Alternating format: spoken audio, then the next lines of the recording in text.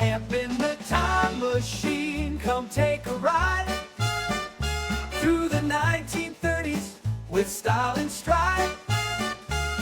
Books, films, and fashion, the songs that remain. We regret nothing, the past calls our name. Welcome back to We Regret Nothing.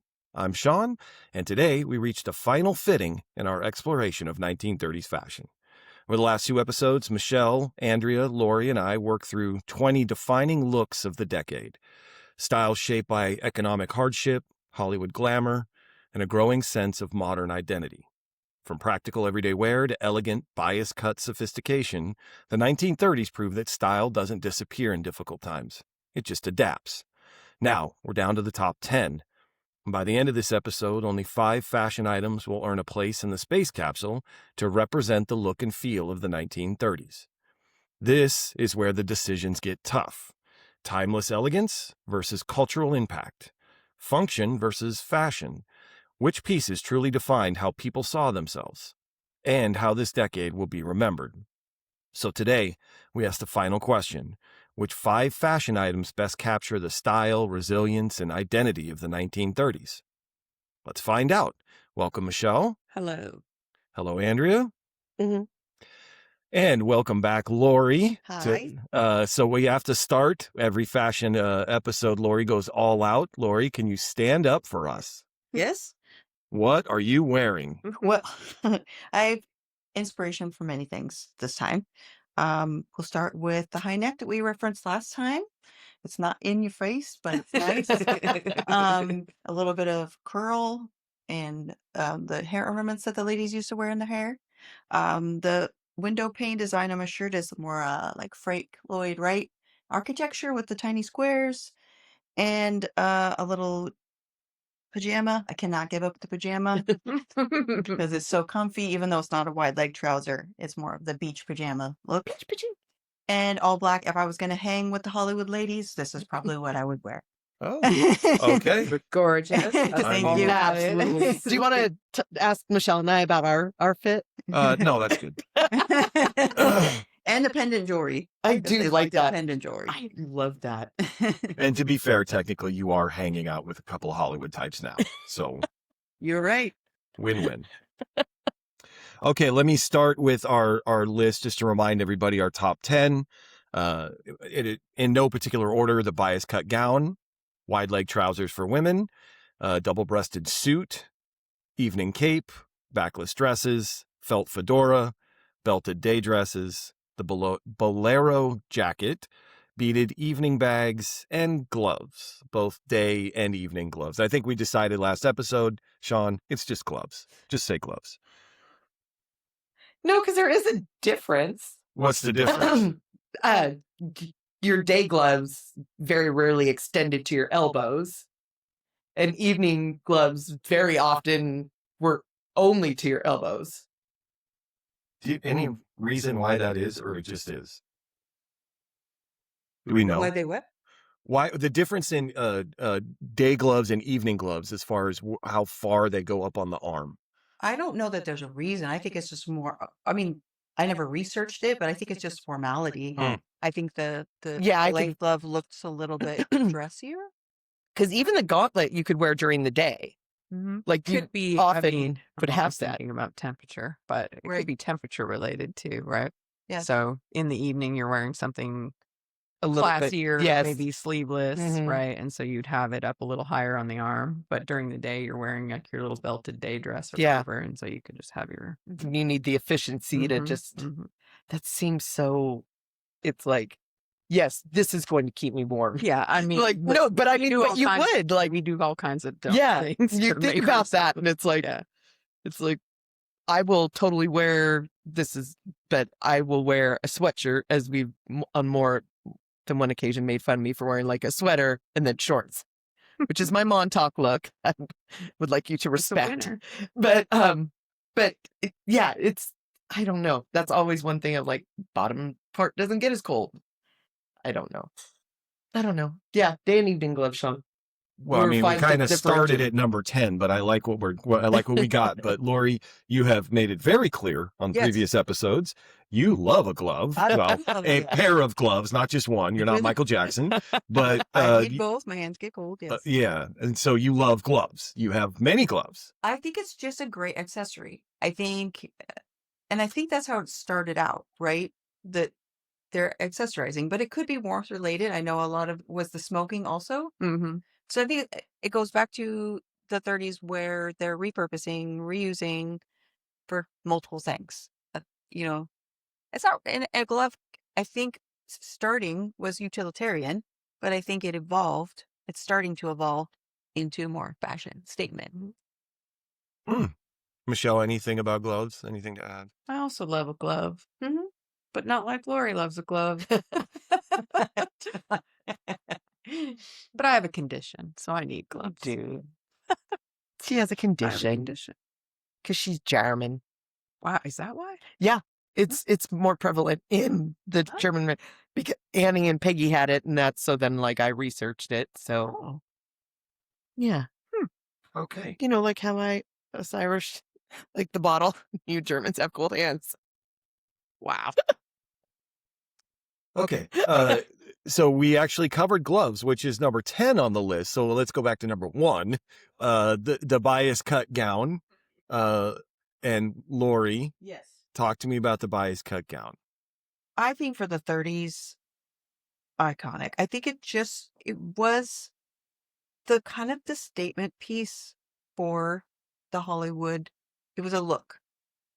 I think I don't really have a lot to say. I just think it's a classic. I think it's iconic. I think the backless, like you were saying, people always go back to it because it just stands out. It's just very I think for me, it had a statuesque quality about it. And I think that's why people gravitated toward because if that silhouette, even though you may not be happy with how your figure is, it could be made to look a certain way. Andrea? Can we just combine bias cut and backless? We cannot. Sorry. I'll explain why. But You did have a definite. That's I Oh, know yeah, your no. definite tone. Oh, Um, I guess so. No, I don't really have anything to say about the bias Okay. cut. Michelle? Many of them had low backs, so we can talk about that when we get to the devoted. Yay! Michelle made a point. Albus is here, everybody. Albus is joining the chat. Hi, Albie. He said hi. He did say that.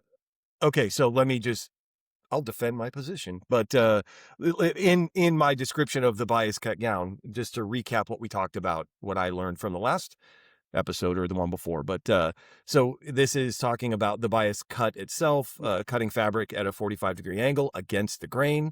Michelle thankfully had an analogy for food, for steak, that resonated with me. But this transformed fashion from this rigid construction into more fluid, kind of a second skin type of art form. Now, I will fully acknowledge a lot of these had backless designs, but not all of them. Sure.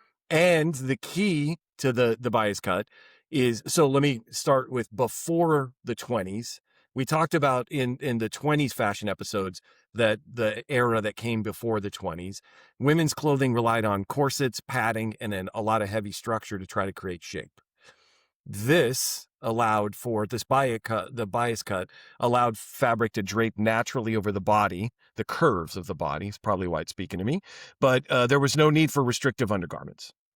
And so if we're going to define this by that, just how it helps shape or kind of drape naturally over the body's curves and also giving freedom of movement, I have to separate it from a backless dress, because there are backless dresses that don't have a bias cut. You see my, Yeah, Yes. I got you. but listen, Go see Michelle.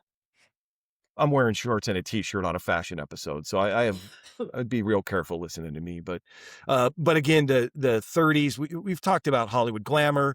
I think who wore certain pieces of fashion resonated with people.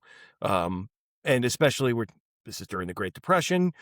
So when you see a starlet in a shimmering liquid like satin gown, it did offer a sense of like ultimate luxury, like untouchable elegance that made it very, I don't know, it impacted a lot of people. But anyway, we talked about Madeleine Vianney.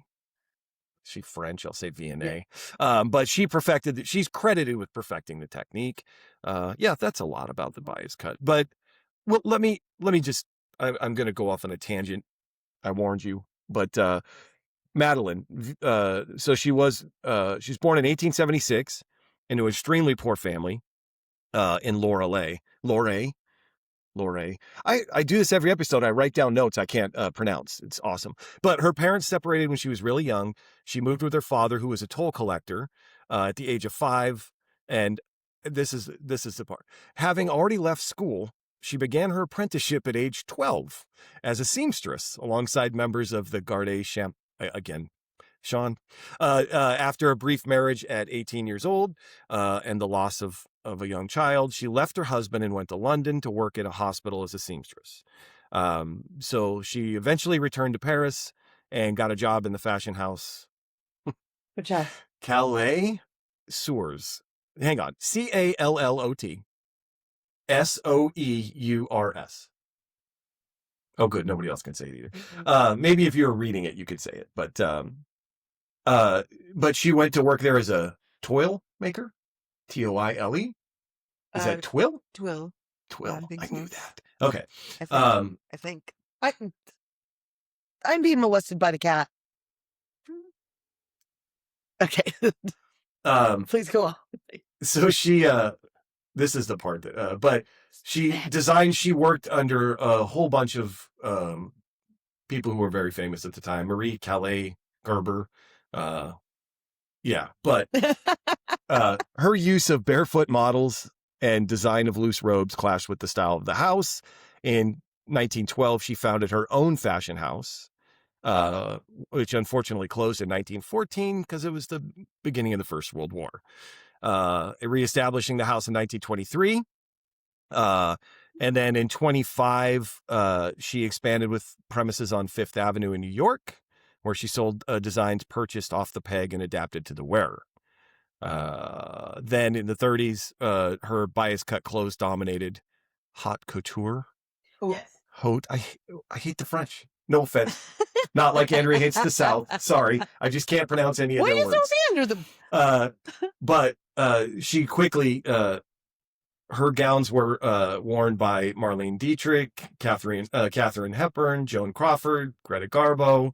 Her loyal clients included European aristocrats and wealthy North Americans such as Baroness Robert de Rothschild, Madame Citroën.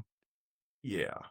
Anyway, she, as an intensely private individual, Vianney avoided public displays and mundane frivolities. Despite her success as a designer, she expressed extreme dislike for the world of fashion, stating, "Insofar as one can talk of a Vianney school, it comes mostly from my having been an enemy of fashion. There is something superficial and volatile about the seasonal and elusive whims of fashion which offends my sense of beauty." So I wanted to say all that to get to her quote because it made me laugh. So deal with it. Seems like that's so interesting because it seems like she was more about the aesthetic of what the technique did than, like hobnobbing with the celebrities, because it is a fickle industry and it can be very superficial. And so when people are creative and are just looking at the process, take it by a purely technical standpoint, that I can see how that would clash with just people going, "Oh, I'm rich, so I can wear this," or whatever. And it makes a lot of sense to me. Is why I went through that whole thing to get to her quote. I like that. Because in a fashion episode, we're highlighting someone who actually hated fashion, hated the industry. She liked what the technique did, and it made her successful. But that's so interesting. Yeah. Number 2, wide-legged pants, Michelle. Love them. Wearing some. I'd love, it also gives you a silhouette because they would wear smaller tops with them to accentuate the waist, but then you still got all the comfort of a big legged pant. Big fan. Andrea? It's pronounced Kalo Swa. Just so you know. Wow. Kayla Swa. Kalo was their. It was yeah, sisters, Kayla the Swan. Kalo sisters. Yes. Oh, that's Yeah. And it Okay. was that was me on my phone doing research. So Mhm. well, yeah, and my blog.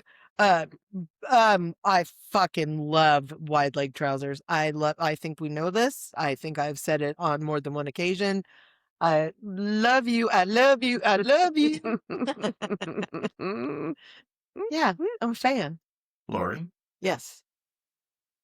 The suit. It's making a huge comeback right now. Every decade, this pant It has a it has a moment has every resurgence decade. in some kind of way. Yeah. And yeah, I think it's great. I think it's a staple. I love it also.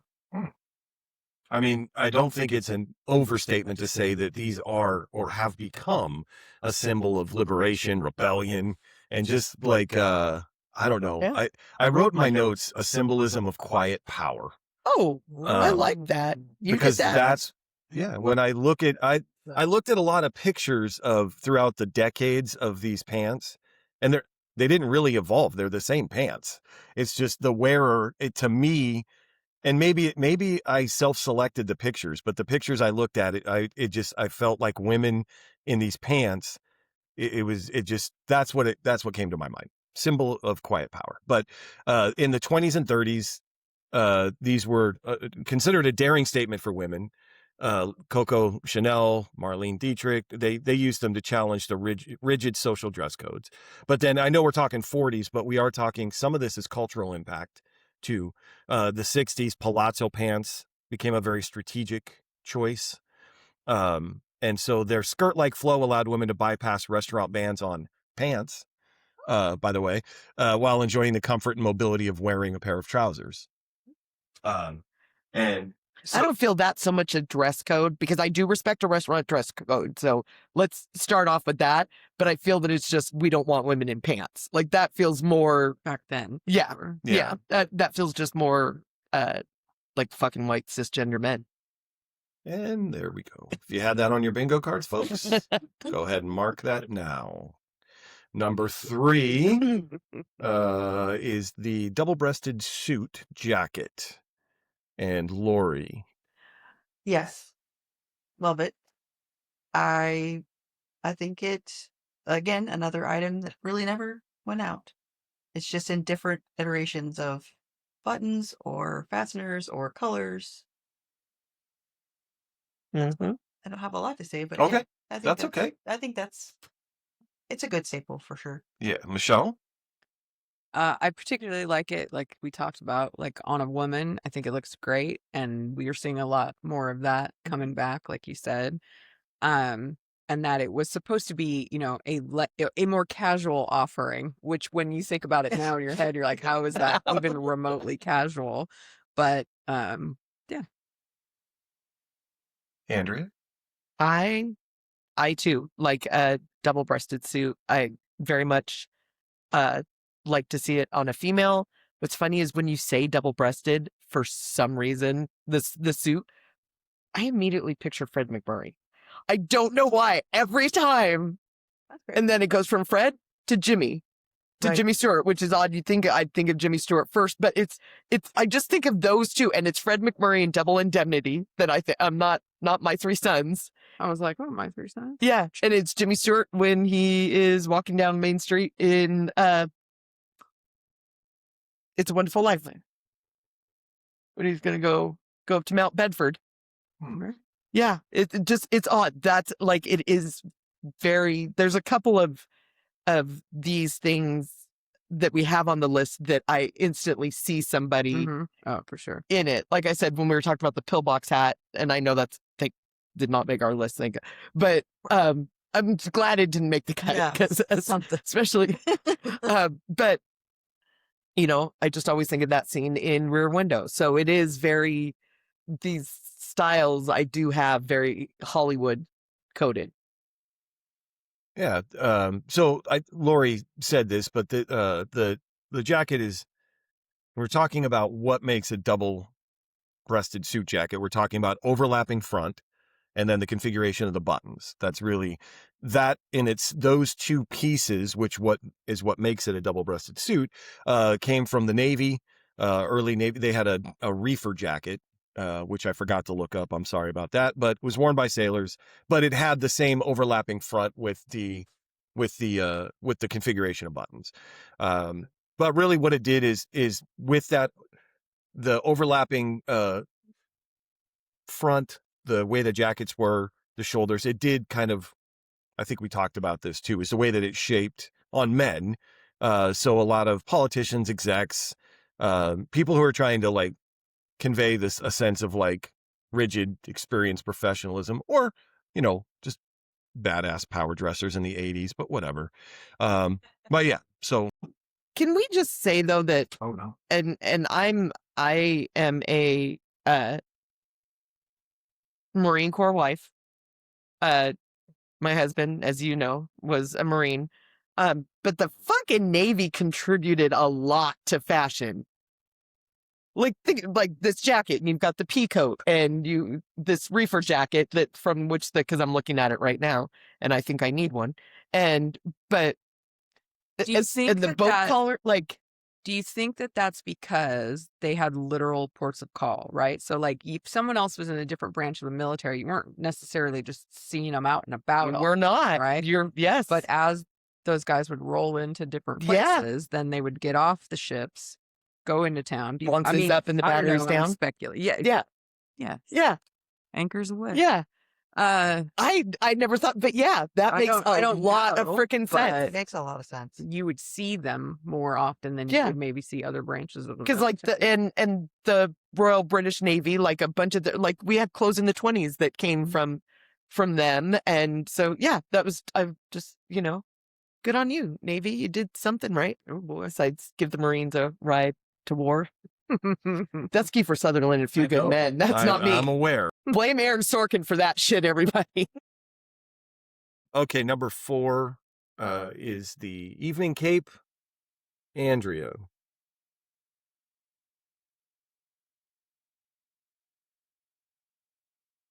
I like an evening cape, and here again, movie Kim Basinger in LA Confidential when she's supposed to be Veronica Lake, right? Veronica she's had her Lake. okay. Only she didn't have to get cut to look like her. She just had to dye her hair. This is very true. But she was from where? Bisbee, Arizona? Bisbee, Arizona. Anyway, I instantly see that like but that is very Veronica Lake. Mm-hmm. And I like the evening cape when it is the full cape. I feel that it comes too much to Bolero when it is a short evening cape. But that's just me. Okay. Lori? I like it. I like the drama of it for sure. But I think, and I know it's functional because you don't want to wrinkle your gown and all that. But I don't know if it's an essential piece for the 30s. Lori's breaking the rules. I know. But she's a guest, and she provides so much content that I'm going to let it slide. And it's because Lori is Lori. I understand and it does have a good movie reference, again, with the drama of the cape. But I don't know how I feel about the cape. I'm kind of on the fence about it. Okay. I feel like the cape, like the 1870s. I don't know why. Michelle? Little woman. I am not going to break the rules, so I'm just going to sit here. She's not. Sorry. Good on her. Lori is a rabble rouser. I am. Such a bad She's so known for Lori. All the time people are like, really, Lori? There's a couple of things that I found in my research that I wanted to I thought, I don't know. So it signaled that the wearer did not need to perform manual labor. Its lack of armholes or limited mobility reflected a lifestyle that required continual attention. That is a description that I found for the evening cape. No wonder I love the evening cape. But Lori just said it. Unlike structured coats, a loose cape doesn't crush the gown or elaborate sleeves that you might have or anything like that. She's not on board. So rude. What part was rude? The manual labor part. I thought that was hilarious. Continue it. Reflected a lifestyle that required continual attention. Well, then that is why I had realized it. But Michelle, in the episode that we discussed the cape before, had mentioned Bela Lugosi. I found that he wore the cape to hide a trapdoor in the stage behind him. Oh. I don't know if that is, but I found two different sources that said they had to find something to hide this trapdoor. They got the cape, and then now that's a vampire. Yeah, because vampires don't wear capes. Well, neither do superheroes. Not till then. Well, no, Edna Mode, thank God. Yeah, but Superman, Batman. But that, so again, you got a couple of cape wearers on the good side. You got Darth Vader. You know, obviously. That is a cape. That is a cape. That's a cape. I mean, I hate to say it this Why way, do we need but the he cape? dramatically leaves the room by like, Yes, he does. and I don't love saying that, but you know, he does do He's it. a diva. Come on. How dare. All right, number 5. Can I take a minute if we're going to talk about Star Wars a shit ton in the 70s. I know this, but I just We're want to not going to talk about anything else. that Hayden Christensen does not get the love he deserves because I hated Anakin so much because he played it so well. I'm just going to say that now. Like, people are always like, no, he was horrible. No, he was fantastic because you fucking hate his whiny ass. Also, Natalie Portman is a pedophile in that movie because that was a child. Number 5, backless dresses. Lori. Yeah. I mean, sexy, Yes, girl. but yeah, I think they're super flattering. I think, again, dramatic. I'm on board. That's about it. For it. Okay. Michelle? I like that they were mostly low back. Well, it was a backless dress, but Yeah, sometimes but- they were like, yeah, you know, you could do that square where it was itchy mid or back. have the T. Yeah, The T that across T the back. is- I yeah. like that quite a bit actually. And that the ladies love to show off their suntans, Yeah. which means they were out there. Which they originally called them sunburns, which a suntan was called. Yeah, originally it was called a sunburn. Like if you were, yeah. Which I was like, I wonder how that flipped. That's when I read my thing. I was like, I did not know that. But I always think of Diana Rigg in Evil Under the Sun. Do you remember when she's tanning and she's got that hat on that I wanted so bad for Mexico last time? I love a backless gown. I know you're just waiting for me to get there, but yeah, I do. I love it. And I do love that it shows off your tan and your back, But now which it made backs sexy. Interesting. I was very concerned about where I was going to go with this because I didn't want to come off the wrong way. But since you just said that, so there, I was just looking at all of this, and then I came across Hollywood icons like Jean Harlow and Vicky Dugan use backless gowns to project a bold, seductive image, challenging contemporary beauty norms. And I was like, I don't know who Vicky Dugan is. And so I looked her up. So come on a journey with me. Bank. Vicky Dugan was born Edith Tucker in Brooklyn, New York on January 1st, 1929. Of course she was. Her mother was a librarian and her father was an insurance salesman. Her father left the family when Dugan was 6 months old. Dugan began modeling at age 11.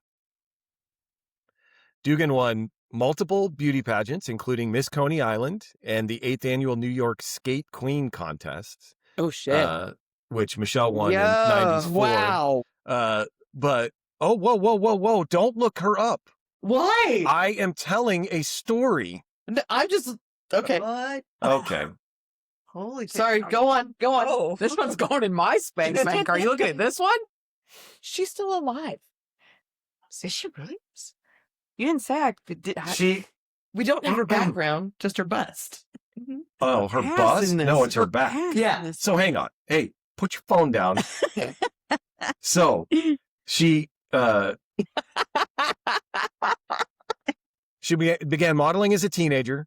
She changed her name to Vicky after the actress Vicky Lester, and Dugan after her mother's maiden name. So she started a successful career in modeling before gaining her first movie role in Back from Eternity in 1956. She gained small parts in 9 other movies, but then, so I just found this quote. She earns $100 a week by looking pretty on the Jackie Gleason's TV show and $250 a week for modeling. So she had been modeling and acting for several years. And then the Golden Globes in 1957, she wore a backless dress that plunged low enough that people saw her reverse cleavage. And from that day forward, she became known as the Back. That is what people referred to her as. So I will say this because I was worried. I understand criticizing a woman by a notable body part is reductive and objectifying. Although, during this time, again, Shall went back to the picture. Betty Grable was celebrated for her legs. Jane Russell was sometimes referred to as the bust. The bust. Yes. I'm not saying it's okay. I'm just saying Vicky was known as the Back. So much so, her anatomy became such an object of curiosity by the media. There was a photographer named Ralph Crane who conducted a photo shoot with her where they put her in a backless gown that dropped really low, and she just walked around LA, and Ralph Crane took pictures of all the men and women looking at her. Are those the photos from her? And so there are several photos of what I put down in my notes. The images of male heads on a swivel remind me of today's popular distracted boyfriend meme, where the guy's looking back, all these guys and ladies. He just took pictures all over LA of her, right? So Dugan would go on to be the inspiration for the character of Jessica Rabbit. You can see it right there in her, and that's where I know her name from. She is the inspiration for Jessica Rabbit. The Limelighters, and she was in Playboy, by the way. So you want to find those pictures. But there's a band called the Limelighters, who I'm not familiar with, but they wrote a song called Vicky Dugan, and in which they sing of her Callipygian cleft, which I had to look up. But the lyric is, "Vicky, please turn your back on me." So Vicky, known as the Back, I just wanted to, again in 57, what, Michelle? Wow, this picture of her in this pool. Oh yeah. Yeah. Yawned. Yes. Right. She was okay. I feel so much better. I felt like I was going to catch some heat for objectifying Vicky on this episode. But listen, I spent more time than I should have on researching Vicky. And yes, Vicky Dugan is still alive. So shout out to Vicky. God, Good job, damn. Vicky. Damn. I mean, good on her. Like, Okay. Okay, now put your phones down. okay. Jesus. Can I just say something One more. about just about So close. justifying? Yeah, Lori, please. I mean, the ladies of this time, right? The men were telling them what name to have and what to wear and who to marry and who to whatever. If they find their power in wearing that or wearing this, I think that Save kind two of That is- that's what That's it. beautiful, Lori. Right. I like that. I really like If that. they find their power in what they're wearing, like Yeah. go to it. Yeah. But you have to understand, Yes. coming from me, Yeah. I feel some kind of way of like, hey, look at, Yeah. her. I do love I don't it. know. I was a love little that about nervous, you. but I'm still going to talk about it. It's kind So- of instinctual. But right? do you want some time alone, honey? It's just I need a it's just minute. instinctual. Just But having a I hot flash appreciate your now. sensitivity to it. Thank you. But I Thank think I think us ladies have been around seasoned enough to know that Yeah, the we block. don't take it that Been around the sheesh. block. You know what I mean? Seasoned Like of not in a everything. bad way. Like No. Yeah. comfortable in our What do we say? Lookers, We yeah. don't kink shame, so we No, can no. we're very open. just- But I do appreciate your. yeah. I sure. appreciate how you handled that, babe. Yeah. But fucking I want that. I do actually want to get that. The one where she's going right by the bus stop. In LA. That whole series was in Yeah, Time. but Or no, Life. I'm sorry. It was I in want Life that, magazine. and I want it. Well, and and you I can want to put order it them in here. by the You can. Yes. Okay, because I want. I mean, to. I didn't look. Okay, number 6. I like a nice back. I'm sorry. Number 6 is the felt fedora. Michelle. I mean, it's a fedora. I don't know. I don't have a lot to add on this one. That's other okay. than, That's okay. that men started wearing them kind of everywhere, right? In all public places, because that was like the look. Lori? I liked it. I don't have a whole lot to add. I do like when they would wear it in the films, because especially those noir noir film, it was kind of cool. Like, it was a whole aesthetic. But Yeah. I don't have a whole lot to add about them, but they're Okay. they're great. Andrea? Again, Jason Mraz. Like, that's just what I do love them in a film noir. And again, Double Indemnity and Maltese Falcon and all those. Like, I do very much it when it's jauntily on the side and there's no universe where we live that if you said picture a gumshoe, you don't see that hat. Yeah.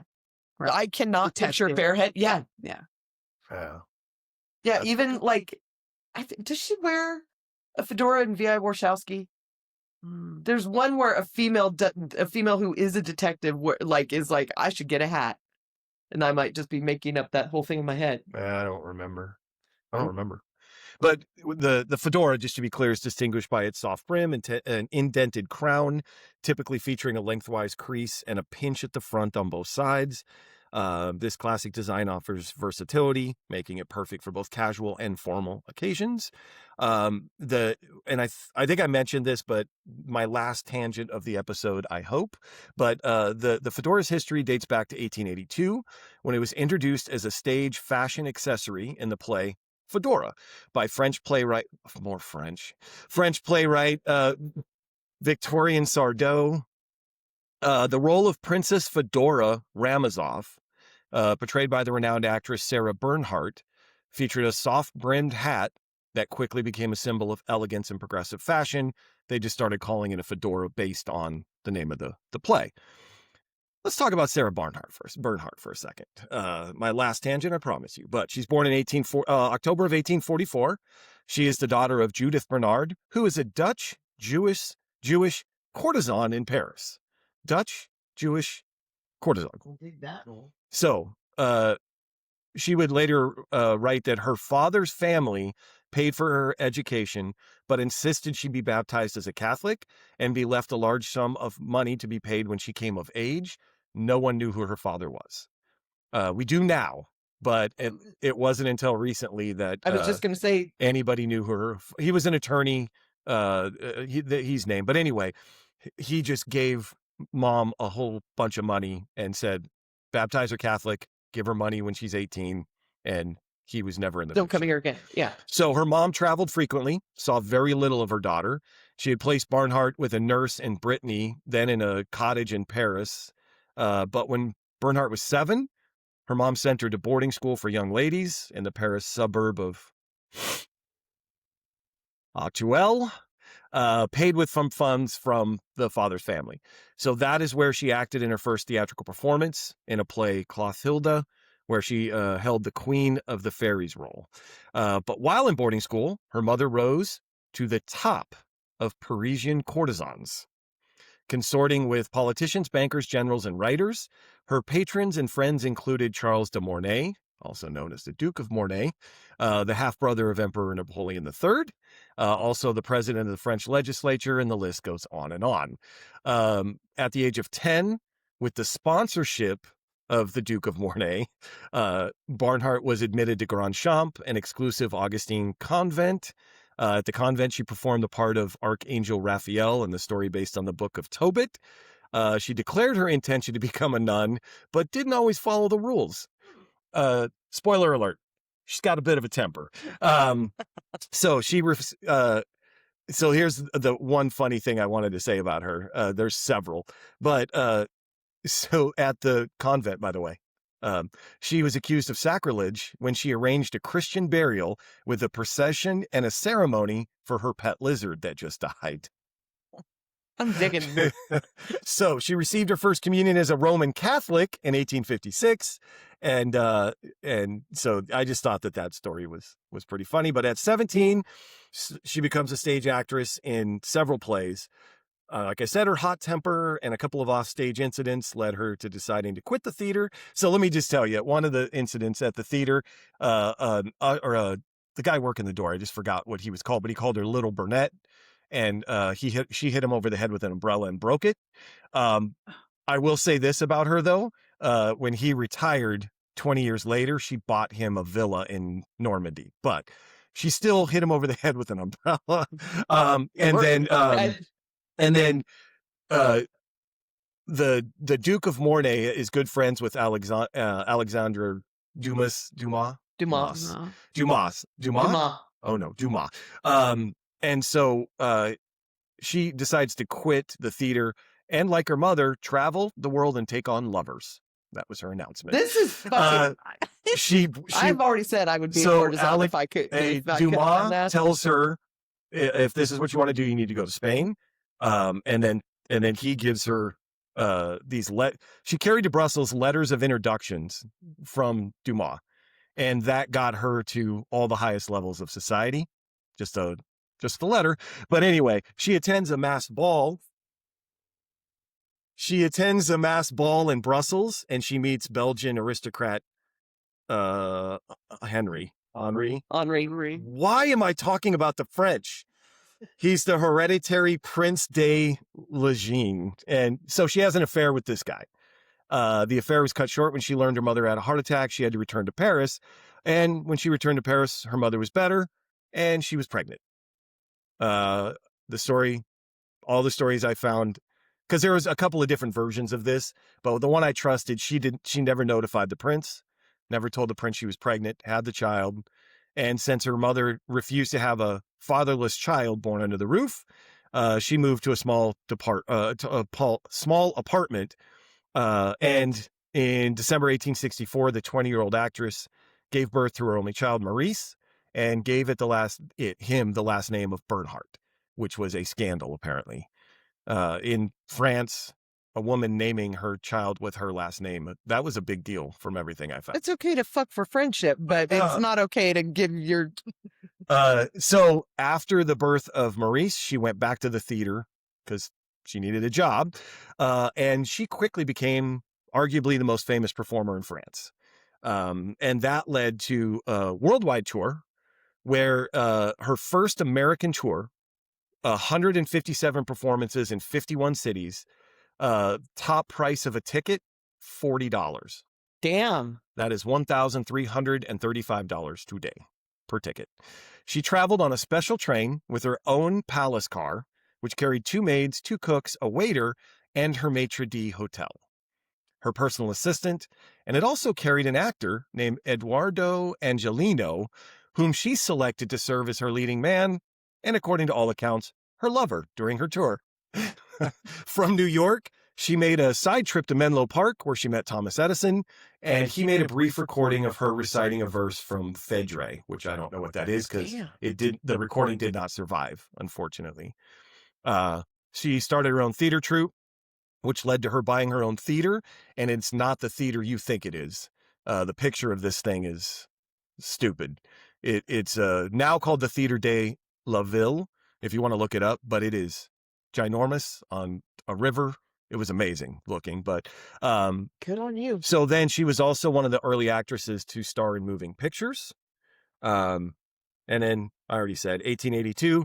Well, I said a lot of that. Some of that was just to make y'all laugh and endear her to Andrea, but I just wanted you to understand, in 1882, when she puts on a soft felt hat in this play, it meant something. Yeah. So it becoming a fedora and the fedora exploding, not saying it was only her, but feel like she had a lot to do with it. And I'm trying to not go crazy. There's a lot more about her. You should look her up if you're interested. She was a very fascinating person. Okay. Where are we at? Number 7. And that is belted day dresses. And we're back to Andrea. I love a belted day dress. As I said earlier, I loved when there was the resurgence with Pretty Woman, and I had a few hanging in my closet. Yeah,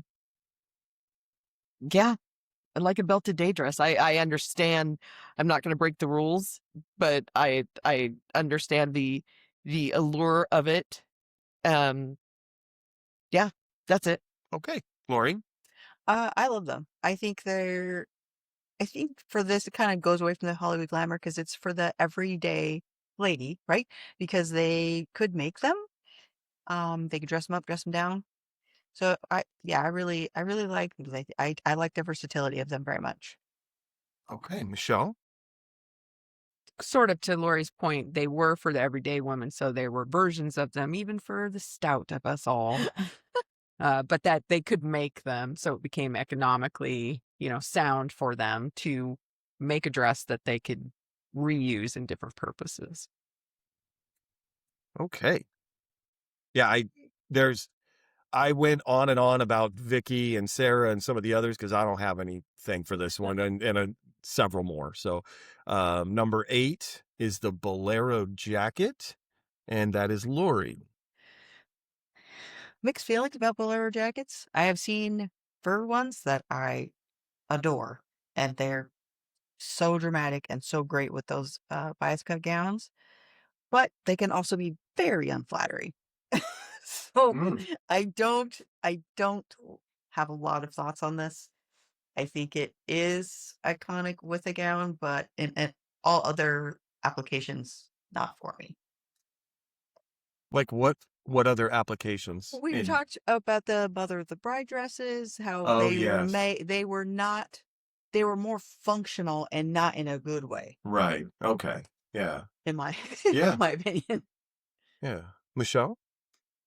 I think this is one that we have not seen a giant resurgence of. I mean, in some forms a little bit, but the resurgence we did see was in like the very matronly Mhm. Mother of the Bride dresses. Mhm. But I mean, some of them are stunning. Yes. Like the Schiaparelli, I looked it up. Yes. Those are gorgeous, right? Yes. Like, and the amount of work that would have to have gone into them is crazy. Yes. Andrea? Yeah, like I said last time, it's what the Bolero is now, and we're talking about it in the 30s. Mhm. But my dislike of it is what it has not even evolved into. But if 30s, especially with the strapless gown, that having that Bolero jacket and the reveal, like I see where it was. It's just it's something that hasn't done well because like it's like, let's cover up your arms. Let's, Mhm. you're a certain age, you can't show your arms anymore. And that's just bullshit. It has nothing to do with age. It has to do with weight. Because nobody tells Jennifer Aniston, who's older than me, to cover her fucking arms because she's got those arms. Like it's, Welcome to the gun show. are you sighing on me? No. I didn't even go off and I'm nauseated and I'm still performing. I feel like Judy fucking Garland here. So Should I get you some uppers and downers? could you? And something, whatever. Do we have? Okay. Meet me after the show. I think it was Michelle who brought up these jackets were originally worn by male toreadors, and the jacket was designed to be light, bright, and allow for free arm movement, which lended itself to women's fashion during the Victorian age. So, as Lori said, worn over blouses or bodices. I got very confused. I went down a Sean rabbit hole as usual with Zouave, because there's a Zouave jacket. Yeah. French. Zouave. I don't know what that. So there's a Zouave Zouave? jacket Swap? that during the American Civil War era, the Bolero was associated with the embroidered jackets of the French, Algerian, Zouave soldiers. So there is a Zouave jacket. Yeah, okay. They're Yeah. very similar. Is it similar to the? It's similar. Okay. Yeah, but I got real confused. It's easy. Yeah, It's I easy got to real do. Well, no, confused. I haven't ever heard of that one before. That's Yeah, interesting. Zouave jacket. Yeah, I think that's Interesting. it for Boleros. Got some. Real Oh, strong. also, it was a horrible movie with what's her name? Eric. Thank you. But I've never seen the movie. But Bolero is also a music style that started in Cuba, and I believe that's what the movie's about. Is the music I style? was told to leave the room. Oh, but I'm not positive. I've never seen it. So, number 9, beaded evening bags. Michelle. Michelle. Much like gloves, I like that these started out sort of utilitarian, right? You needed with the newer styles of dresses, there are no pockets. So in the evening, you would need something to carry your lipstick and your powder blush and your not money. Ain't your carriage. Yeah, and your tiny Your carriage. tiny little pearl encrusted. But then I'll as shoot they you. became more popular, like then it became a fashion piece and women were, making them look extravagant at home and the like intricate beading work that it would have to be done. Yeah, it's impressive. Lori, You you want to ask your friend there? yes, no. What do you I'll be think like, I about have them? thoughts on these. Uh, I think they're great because, again, Michelle was talking how people could make them, and they had many different shapes, many different styles. But I like both. I like because they can be sparkly. If you didn't have pockets, which is travesty, first of all. Word. But I think they're a great piece. I think they're perfect. Andrea and Albus? Albus is a big fan.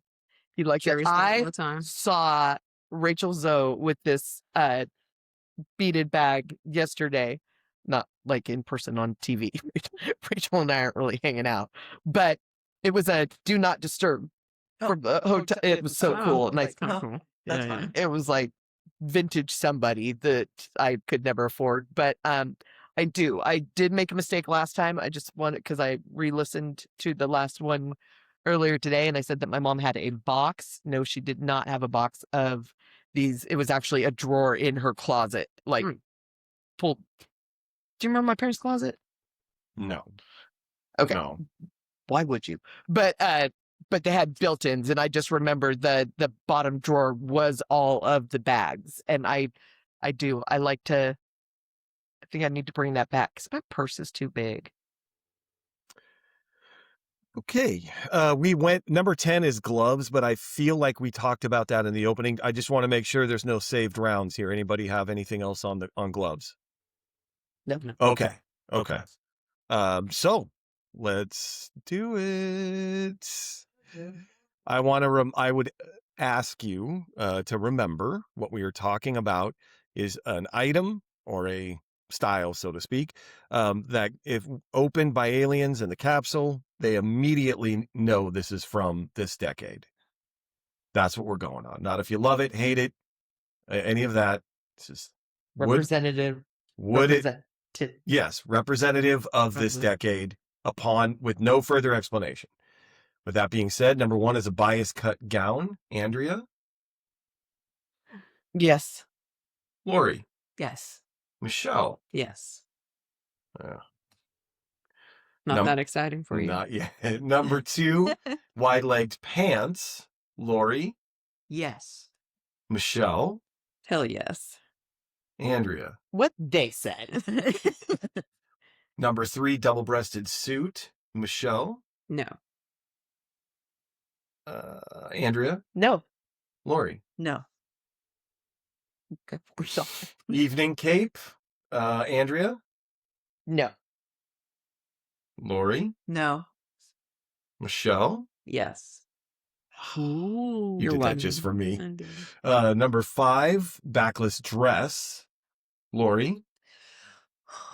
I'm torn on this after the story that you said earlier. I'm going to say no. Okay. Michelle? No. Andrea?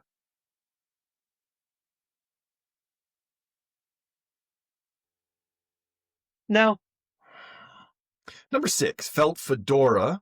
Do you want us to fight, Sean? Yes. Very much so. Michelle? No. Andrea? Yes. Lori?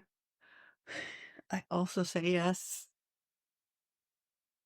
Number 7, belted day dress. Andrea? No. Lori? Yes. Michelle? Yes. Now we're talking. Number 8, bolero jacket. Lori? No. Michelle? No. Andrea? Boo. Whoa. Jesus. Number 9, beaded evening bag. Michelle? Yes. Andrea? Yes. Lori? Yes. And number 10, gloves, evening and day, or day and evening. Andrea. No.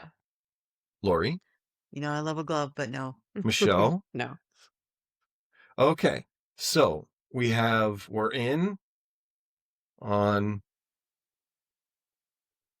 We have 3, right? Bias cut gown, wide leg trousers, and beaded bags were that is correct. the. So we are good. Good. Good. We have 3. So that's gone. Sorry, give me 1 second. I'm just trying to figure out where we have some disagreement. Okay, not there. Okay. So number 4, the evening cape. Michelle is a yes against 2 no's. Michelle, state your case. I think when I see it, I don't think about any other time period.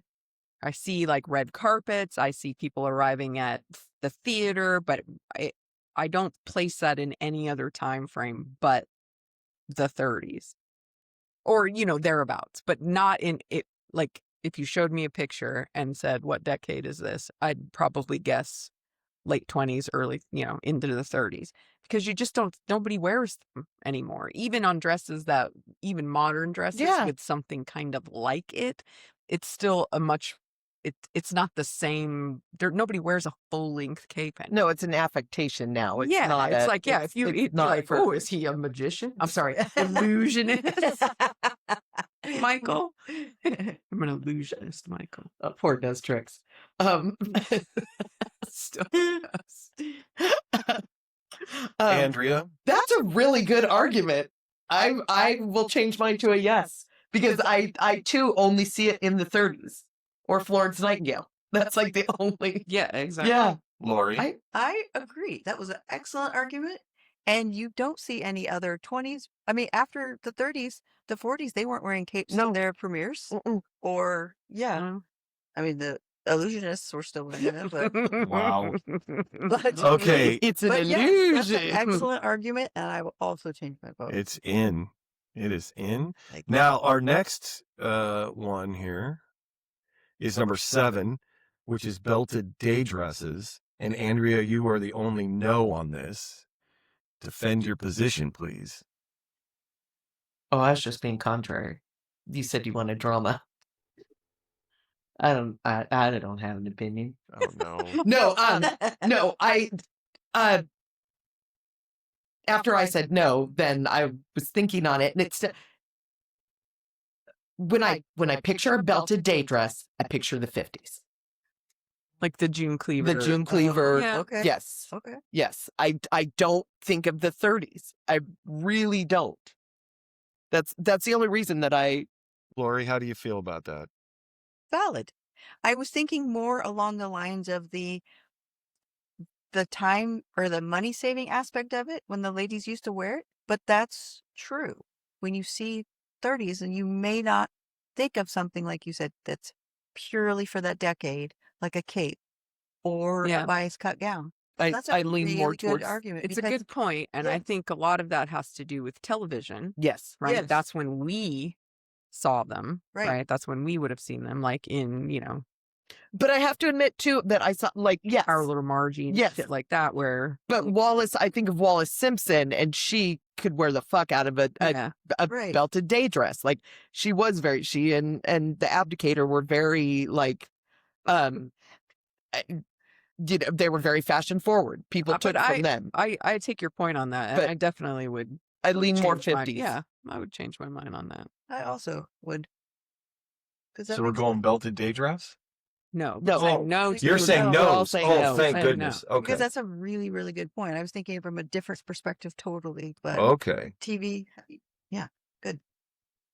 And I would embrace. Shell, you were a no for felt fedora, right? I was I'm coming back to that. But let's do Because it. Lori and I were a yes. Yeah, Michelle. same argument. You see it in so many other places, and still today, Yeah. like in movies and TV, that I don't think about it purely as the 30s. I, in fact, would tag it more in the next decade when we're In going to the get a lot more yes. film noir stuff. We're going to get a lot Yeah. more, Yes. Yeah. you know. That's, in fact, I take back my yes on the felt fedora. I do see it more in 40s. It would, if you showed me Fred McMurray, I would lean more, Right. it's, yeah. Like a Spencer Tracy or Yeah. I just don't think somebody about like it that. solely as that decade. Yeah. Is my only argument. I try to go off to what I'm like when you send us the list, what I'm surprised at and go, oh, this was part of that decade. So Mm-hmm.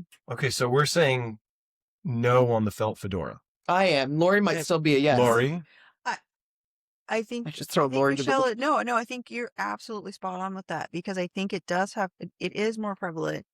And that also may have something to do, I mean, because TV really didn't come out till the late 40s, but a lot of movies had Yeah. that. All the whole- hard-boiled detective Yeah. The stuff. Seamus, all- the yeah, private Brother dick. Forties. Brother Seamus. So yeah, I think I'm going to change my vote on that as well. so I'll admit this to anyone listening. I think I made a mistake somewhere, so I need your all's help to. I have 4 yeses.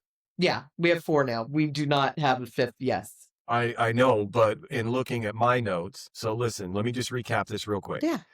On number 1, you were all yeses. Yes. Yeah. No, I'm sorry. On a bias cut gown, you were all yeses. Yes. On a wide-legged pants, you were all yeses. Yes. On a double-breasted suit, you were all no's. Correct. Yeah. On an evening cape, there was Michelle said yes, the other 2 said no. We changed that vote, Yes. so we have 3. yes. Right. Then on backless dresses, you were all no's. Mm-hmm. Correct. On a felt fedora, Michelle was a no. The other 2 were yeses. That changed to all no's. Mm-hmm. Correct. Number 7 is a belted day dress, where Andrea was the only no, and June Cleaver turned it, so they're all no's. Yes. Mhm. Number 8, Bolero jacket. We were all you no. were all no's All across the board. Number 9, beaded evening bags. All you were all yes. yeses Yes. across the Yes. board. That's it. Yeah. That's Number 10, gloves. You were all no's across the Mhm. board. So yeah, that's our. So we only have 4. We only We have- have 4. Oh, shit. That's We only have that's what I'm we have saying. to to you. Oh. Go back to one of our, we have to revote You have to revote on one of these. No. one of these. So we only have We 4? only have 4. It's our fucking podcast. So this is interesting, though. This is a very okay. So I will take 4. I want to go back to what I said in a previous episode. Is I feel like the 30s was an overlooked decade of fashion. I tried to present a list of 20 quality items that You to did. find it, but in the discussion that we had, even out of those 20. There's only 4 things that actually represent the decade. It's very difficult to look at something from the 30s, my opinion, and go, that's from the 30s. Nope. My only note for this episode was 30s fashion is a hard one because of the bracket between the 20s and the 40s. Yes, that's why that is what I'm I knew you were putting gonna forward. run. All right, so hey, we have 4. Yeah. Okay, so the 4 items: bias cut gown, wide leg pants, an evening cape, and beaded evening bags. I love it. That's our 4. Yeah, and maybe it was more about the 30s were about ideology, about the transition from, the turn of the century, the first couple of Yeah. decades. Maybe it's like, this is like, people are really being noticed for their fashion now. So Yeah. maybe it was more of, like you said, like a transitional. Yeah. Yeah. Okay. Wow. Yay. Okay, Lori, Yes. thank you. We'll see you in the 40s. Having Yeah. We'll see you in the I can't wait. 40s for fashion. See you in the 40s. Michelle and Andrea, thank you for all the time, the research, everything that you bring. Even my attitude. Well, I'm including that in what you bring to the show, Andrea. Thank you all. And then anybody listening, I'd really open it up. What do you think about us not finding 5 items? Let us know. Hit us up on socials. Leave a comment wherever you're listening to the podcast. If we jump the shark, it's not the 50s, but if we fell apart on the podcast, let us know. Hit us up, but just remember, we regret nothing.